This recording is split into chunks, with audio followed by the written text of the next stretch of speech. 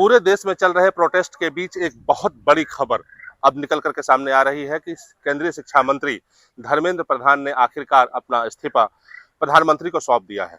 अब इस इस्तीफे के बाद से तमाम चर्चाएं शुरू हो जाएंगी। कुछ पार्टियां कहेंगी कि हमारे विरोध प्रदर्शन की वजह से उन्होंने इस्तीफा दिया है, एक तरफ छात्र कहेंगे कि हमारे प्रदर्शन की वजह से इस्तीफा दिया है, और दूसरी तरफ तमाम ऐसे लोग हैं, वो सोशल एक्टिविस्ट हैं जो धरने पर बैठे थे, वो कहेंगे कि हमारे कहने की वजह से यानी हमारे प्रदर्शन की वजह से उन्होंने इस्तीफा दिया है। लेकिन वास्तविकता ये है, अगर इसके पीछे के तथ्य में जाएं तो निकल करके ये आएगा कि कोई भी सरकार ये नहीं चाहती है कि बच्चों का भविष्य बर्बाद हो। और जिस तरह से सभी जगहों पर, चाहे वो बिहार हो, चाहे उत्तर प्रदेश हो, दिल्ली हो, या तमाम ऐसे राज्य हैं जहां पर बड़े पैमाने पे जो उग्र प्रदर्शन हो रहे हैं, जिसमें कहीं ना कहीं मुकदमों की वजह से छात्रों की जिंदगी बर्बाद होने के कगार पर है, ऐसे में ये धर्मेंद्र प्रधान का इस्तीफा बहुत बड़ा फैसला माना जा रहा है।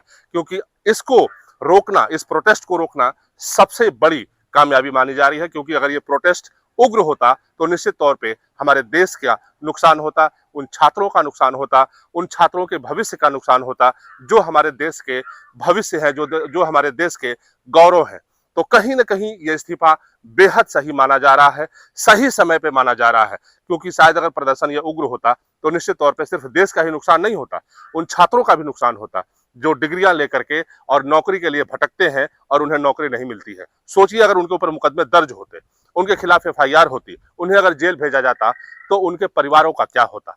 यही वजह है कि अब धर्मेंद्र प्रधान ने एक बड़ा कदम उठाते हुए, एक बेहतर दरिया दिली दिखाते हुए उन्होंने इस्तीफा दे दिया है, और निश्चित तौर पे ये स्वागत योग्य है। देखते रहिए संजय मिश्रा का पेज। लगातार हम वो खबरें आपको दिखाते हैं जो चर्चाओं से भरा हुआ है, जो ताजा तरीन है। लगातार आप हमें देखिए, शेयर कीजिए, फॉलो कीजिए और कमेंट्स भी कीजिए ताकि हम बेहतर खबरें लेकर आपके सामने आए।